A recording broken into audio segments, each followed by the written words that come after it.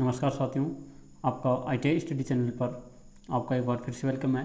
सभी स्टूडेंट्स और पास आउट्स के लिए आज बहुत इंपॉर्टेंट वीडियो मैं आपके लिए लेकर आया हूं।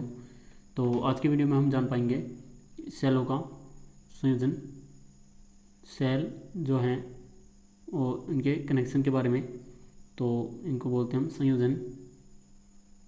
और संयोजन के जो दो प्रकार होते हैं, श्रेणी क्रम और समांतर क्रम, इनके बारे में हम पढ़ेंगे। तो देखिए, ये जो है श्रेणी क्रम में का मतलब होता है सीरीज, और समांतर क्रम को बोलते हैं पैरेलल।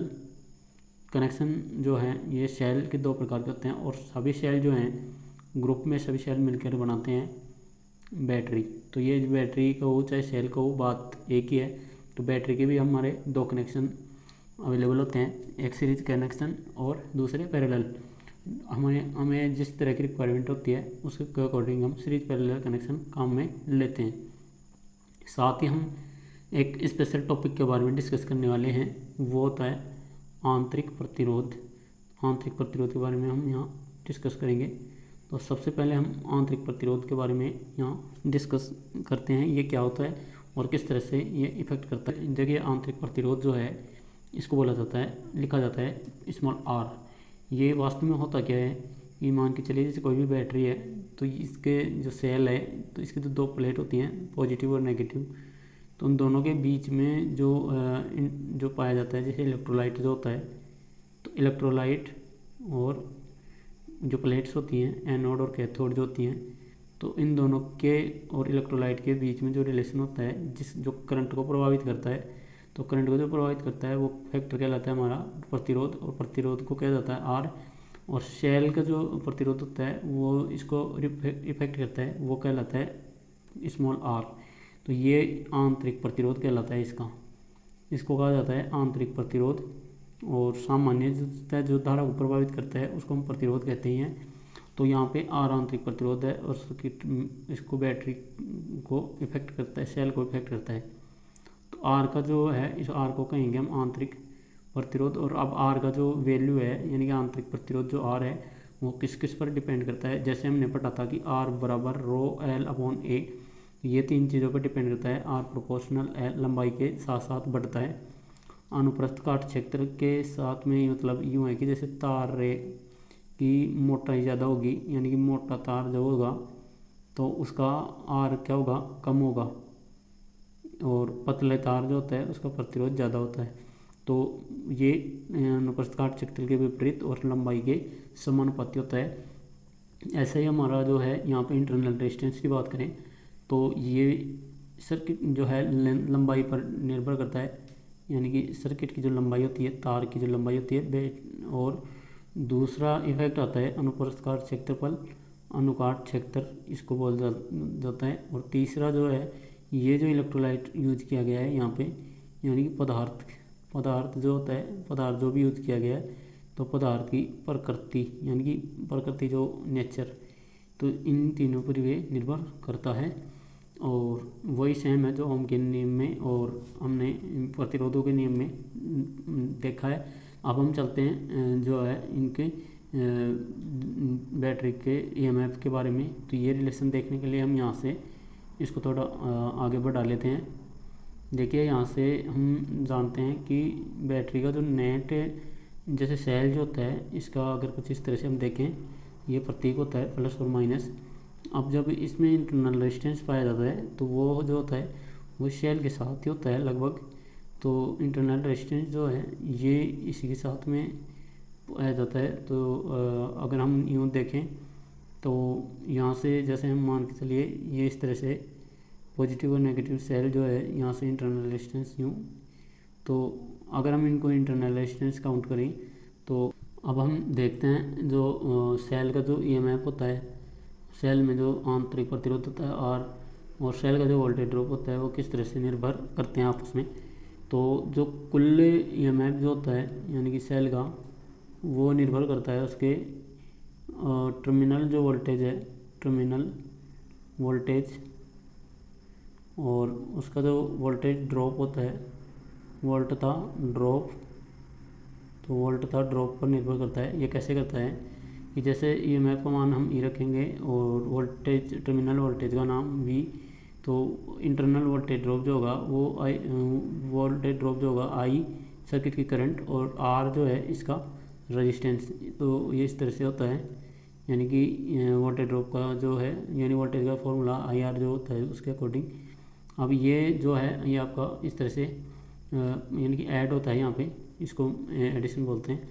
तो अब ये जो है ये इंटरनल वोल्टेज ड्रॉप अगर अपन निकालें तो आई आर इसको हम इस तरह से लेते हैं बराबर ई माइनस वी, यानी कि जो है सर्किट का जो यानी कि ये सेल का जो ईएमएफ होता है उसमें से हम टर्मिनल वोल्टेज कम कर देते हैं, तो हमें उसकी वोल्टेज ड्रॉप पता चल जाती है।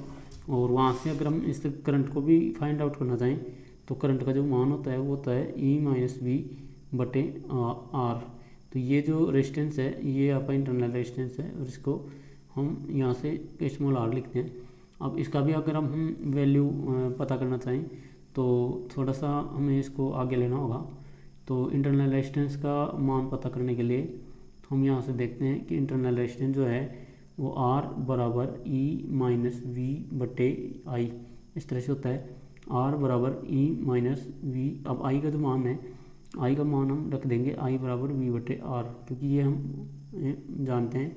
तो जब कभी सर्किट में ईएमएफ दिया हुआ हो, यानी सर्किट में जब ईएमएफ दिया हुआ हो, ये वोल्टेज टर्मिनल वोल्टेज दिया हुआ हो और सर्किट का जो है रेजिस्टेंस दिया हुआ हो, तो उस सर्किट का जो इंटरनल रेजिस्टेंस निकालने के लिए, उस सर्किट का इंटरनल रेजिस्टेंस यानी कि स्मॉल आर निकालने के लिए हम ये फॉर्मूला काम में लेंगे। तो इस फॉर्मूले के अनुसार हम ये देख लेंगे कि ई माइनस वी बटे वी और इंटू आर। तो ये जो फॉर्मूला है ये आप लोग हम काम में ले सकते हैं। तो न्यूमेरिकल जो आते हैं आपके, यानी कि आपको जहाँ पे 3 चीज़ें आपको दी हुई होंगी और एक चीज़ आपसे पूछेंगे, और कभी जैसे मान लो डायरेक्टली ईएमएफ दे दिया हो, टर्मिनल वोल्टेज दिया हो, करंट दी हुई हो, तो आप इंटरनल रेजिस्टेंस ऐसे निकाल सकते हो। और अगर मान के चलिए आपको ईएमएफ दिया हुआ हो, वोल्टेज दी हुई हो और रेजिस्टेंस दिया हुआ हो, तो आप इसको अप्लाई कर सकते हैं। सेल के 2 प्रकार के कनेक्शन होते हैं, यानी कि सेल जो हैं इंडिविजुअल होते हैं, एक सिंगल यूनिट होता है, और ये सब जो है यानी कि सेलों का जो समूह होता है, सेलों का समूह है, ये आपका बैटरी कहलाता है। तो सेलों का समूह मिलकर क्या बनाता है, बैटरी। तो ये बैटरी जो बनाते हैं, तो बैटरी में सेलों की काफ़ी सारी संख्या होती है, तो वो डिपेंड करता है उस बैटरी के रिक्वायर्ड, यानी कि जो जितनी हमें आवश्यकता होती है। जैसे मान के चलिए हमें वोल्टेज की आवश्यकता हो तो वो, और या फिर करंट की आवश्यकता हो ये। तो जैसे हमें वोल्टेज की करंट की आवश्यकता के अनुसार उनके कनेक्शन करने होते हैं। तो कनेक्शन जो है वो 2 प्रकार के होते हैं कि जैसे मान लीजिए वोल्टेज के लिए चाहिए, तो वोल्टेज के लिए मतलब जैसे ज़्यादा वोल्टेज चाहिए तो समांतर क्रम कनेक्शन करते हैं, श्रेणी क्रम ज़्यादा वोल्टेज चाहिए, जब वोल्टेज चाहिए तो वोल्टेज के लिए हमें जैसे श्रेणी क्रम कनेक्शन करने होते हैं, और करंट के लिए जो है समांतर क्रम कनेक्शन करने होते हैं। कैसे होता है, अगर हमें रिक्वायर्ड वोल्टेज चाहिए तो हम श्रेणी क्रम लेते हैं कनेक्शन, यानी कि हमें एक सेल से और जितना वोल्टेज होता है, जैसे मान के चलिए 2 वोल्ट है और बैटरी हमें चाहिए जैसे 12 वोल्ट की, तो हम कितने सेल लेंगे जो है कि श्रेणी क्रम हो जाए। तो हम कुछ इस तरह से, यानी कि 2 जो है इनमें सेलों की संख्या कितनी बढ़ाएं, तो 12 आपको सिंपल सी बात बता देते हैं, 6 सेल चाहिएंगे श्रेणी क्रम में।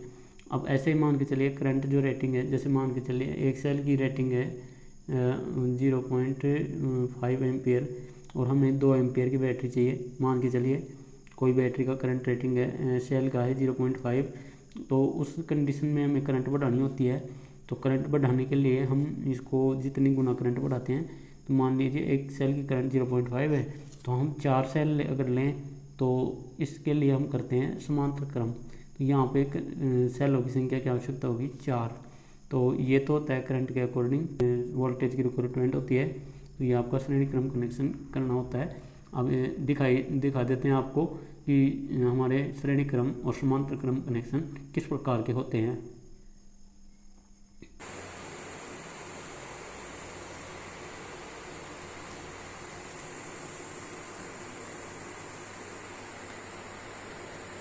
अब हम मेथड में बात कर लेते हैं कि न्यूमेरिकल में क्या चीज़ आपसे पूछी जाती है। तो यहाँ पे दो कंडीशन हम फटाफट देख लेते हैं। एक श्रेणी क्रम कंडीशन है, दूसरी आपकी समांतर क्रम। देखिए मैं वही चीज़ें बता रहा हूँ जो आपको ऑथराइज्ड कंपटीशन में आपसे पूछी जाएंगी। ऐसा नहीं है कि हम इसमें ज़्यादा टाइम वेस्ट करेंगे। तो देखिए कि सेल होगा जो श्रेणी क्रम होता है, जैसे एक सेल होता है यहाँ, ये इस तरह से होता है। लेकिन जब से आप काफ़ी सारे सेल मिलकर बनाते हैं तो ये, जैसे मैंने 2 सेल का बताया आपको इस तरह से, तो ये आपस में इस तरह से जुड़ते हैं। तो कनेक्शन क्या से होता है कि विपरीत सिरे जुड़े होते हैं, इसमें ये विपरीत सिरे जुड़े होते हैं। और अब जो है समांतर क्रम की खास बात यह है कि इसमें जब से एक सेल आपके पास अवेलेबल होता है कुछ इस तरह से, तो इसमें अगर हम अपन जोड़ें तो जैसे 2 सेलों की बात करें तो यहाँ से एक सेल की जो पोलैरिटी होती है सेम दूसरे सेल की वही पोलैरिटी आपको यहाँ लेनी है। देखिए सेम वही पोलैरिटी मीन्स ये होता है कि इसका सेम पोलैरिटी का मतलब ये हुआ कि जो प्लस से तो प्लस जुड़ा होना चाहिए और माइनस से माइनस जुड़ा होना चाहिए। इसके बाद में आप आगे जो है इसके कनेक्शन कहीं भी ले जाएंगे तो वो आपका जो है अतिरिक्त सेल भी आप इसमें जोड़ सकते हो, जैसे श्रेणी क्रम में भी इससे आगे जोड़ सकते हो, तो समांतर क्रम में भी यहाँ से और आगे आप दोनों साइड सेल जोड़ सकते हो। तो जितने सेल की हमें रिक्वायरमेंट होती है उतने सेल हम कनेक्ट कर सकते हैं। यहाँ हमें करंट बढ़ाने के लिए चाहिए होते हैं और ये हमें वोल्टेज बढ़ाने के लिए चाहिए होते हैं। तो अब जो है हम यहाँ से ये देखेंगे कि कौन कौन से जो फैक्टर्स हैं, जैसे ईएमएफ है, वोल्टेज है, करंट है, वो किस प्रकार से इन दोनों में वेरी करती है। तो इससे पहले हम देख लेते हैं यहाँ से कि जो है यहाँ से ये ईएमएफ इनका कैसे, टोटल ईएमएफ कैसे काउंट करते हैं। तो टोटल ईएमएफ जो है, जैसे एक सेल का 2 वोल्ट हुआ तो 2 सेल लगे हुए हैं यहाँ, तो 2 + 2 कितना हुआ 4 वोल्ट। यहाँ एक सेल का मान के चलिए 2 वोल्ट है, तो ये दोनों सेल लगा जो वोल्टेज होगा वो 2 वोल्ट ही रहेगा, यहाँ पे 2 वोल्ट ही रहेगा। और यहाँ सीरीज में कितना हो गया था 4 वोल्ट। अब यहाँ पे जो करंट है मान के चलिए तो 0.5 थी, तो ये जुड़ जाएगी, ये आपकी हो जाएगी 1.0 एम्पियर। देखिए इस तरह से होता है। और उसमें जो है जैसे मान के चलिए करंट 0.5 अगर मान के चले अपन, तो वो करंट रहती है 0.5 एम्पियर। तो श्रेणी क्रम में धारा समान रहती है लेकिन वोल्टेज बढ़ जाता है, और समांतर क्रम में वोल्टेज समान रहती है लेकिन करंट बढ़ जाती है अगर हम ऐसा कनेक्शन करते हैं। तो अब हम यहाँ से फॉर्मूले के रूप में देखते हैं। ये तो सिंपल सा एक मैथमेटिकल रिप्रेजेंटेशन था। तो फॉर्मूले में क्या होता है, फॉर्मूलेज में हम देखेंगे यहाँ से कि आपको यहाँ से अब ये है श्रेणी क्रम में, कि श्रेणी क्रम में जो है ईएमएफ जो होता है वो कुल ईएमएफ जो होगा श्रेणी क्रम में, तो श्रेणी क्रम में जो कुल ईएमएफ जो होगा, एक सेल का ईएमएफ अगर ई है तो सभी सेलों का ईएमएफ हो जाएगा एन। और जैसे मान के चलिए एक सेल का जो आंतरिक प्रतिरोध है वो अगर आर है तो सभी सेलों का आंतरिक प्रतिरोध हो जाएगा एन आर, यानी कि एक सेल का इंटरनल रेजिस्टेंस आर, सभी सेलों का आर। अब हम इसमें कुल प्रतिरोध के लिए आर टोटल के लिए हम इसमें लोड का प्रतिरोध भी कभी कभार जोड़ सकते हैं। तो एक बार आप यहाँ से ये देख लीजिए, टोटल रेजिस्टेंस ये होता है, सेलों का कुल आंतरिक प्रतिरोध ये होता है, एक सेल का आंतरिक प्रतिरोध ये होता है, कुल सेलों का कुल ईएमएफ, सभी सेलों का कुल ईएमएफ ये होता है, और ये आपका एक सेल का ईएमएफ होता है। और सेलों की संख्या होती है एन, सेलों की संख्या होती है एन। अगर हम यहाँ पे एन सेल लगाएं, जैसे मान के चलिए कितने भी, अगर 2 हैं तो जैसे यहाँ पे एक ईएमएफ का मान 2, तो एन का मतलब 2 × 2 यानी कि 2 सेल थे तो 4 वोल्ट। इस तरह से हम ये काउंट कर लेंगे। तो अब जब समांतर क्रम की बात आती है तो समांतर क्रम में ये जो है कुछ इस तरह से होता है समांतर क्रम में। तो समांतर क्रम में जब हम देखते हैं कि एक सेल का ईएमएफ ई होता है, तो जो है सभी सेलों का जो ईएमएफ होगा वो आपका रहेगा ई, क्योंकि इसमें ईएमएफ नहीं बढ़ता है, इसमें ईएमएफ नहीं बढ़ता है। एक सेल का आंतरिक प्रतिरोध आ रहे हैं तो सभी सेलों का आंतरिक प्रतिरोध क्या होगा, अगर वो पैरेलल में जुड़े हुए हैं तो हमें प्रतिरोध के नियम के अनुसार श्रेणी क्रम समांतर क्रम में आपने पहले भी देखा होगा, तो यहाँ पे R/N हो जाएगा, क्योंकि सेलों की संख्या थी हमारे पास N। अब एक बात हो रहा है इसमें कि हम अगर इसको टोटल रेजिस्टेंस समांतर क्रम के लिए निकालेंगे तो ये प्रतिरोध जो छोटे सेलों का था और साथ में इसमें लोड का रेजिस्टेंस और जुड़ जाता है। तो ये इस तरह से हम यहाँ से निकालते हैं। और अब जब इसमें सबसे इम्पोर्टेंट चीज़ रह जाती है, ये आपका श्रेणी और ये आपका समांतर, ये इस तरह के दोनों कनेक्शन होते हैं। अब यहाँ पे एक इम्पोर्टेंट चीज़ है करंट। करंट कैसे वेरी करती है? तो करंट के लिए हम देखेंगे कि यहाँ से जो है यानी कि आपकी श्रेणी क्रम में जो करंट रहेगी वो आई वो रहेगी आई बराबर नेट वोल्टेज यानी कि कुल ईएमएफ बटा, यानी कि आई का सूत्र तो आप जानते हो, आई बराबर वी बटे आर। तो नेट ईएमएफ तो ये हो गया आपका कुल ईएमएफ, और कुल प्रतिरोध क्या हो जाएगा आपका, जो आपके यहाँ लिखा है एन आर प्लस आर। तो ये आपका श्रेणी क्रम के लिए ये फॉर्मूला हो जाता है, आप इसको याद रख सकते हैं, और ये सीधे आपके न्यूमेरिकल में इस तरह से क्वेश्चन सॉल्व करने के काम में आता है। अब बात कर लेते हैं समांतर क्रम की। तो समांतर क्रम में यहाँ से इसको देखते रहिए, तो आई बराबर इसका जो नेट ईएमएफ होगा वो ई रहेगा, नेट ईएमएफ ई रहेगा बटा, यानी कि फॉर्मूला आपका यही है, तो नेट ईएमएफ ई, और नेट प्रतिरोध जो होगा वो होगा आर बटा एन प्लस आर।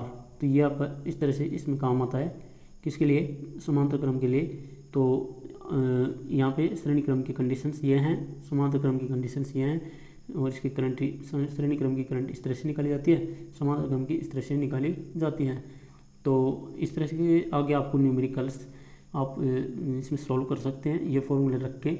और अगर फिर भी अगर कहीं आपको दिक्कत आती है तो सिंपली आप इसमें जो है मेन ये पहचान आप कर सकते हो, जो ये डेफिनेशंस में से है।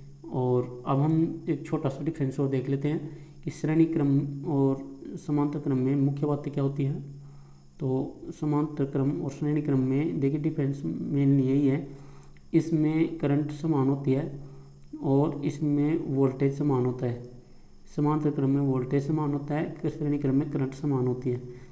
श्रेणी क्रम क्यों करते हैं? वोल्टेज बढ़ाने के लिए, यानी वोल्टेज बढ़ाने के लिए, और समांतर क्रम कनेक्शन करते हैं करंट बढ़ाने के लिए, ठीक है।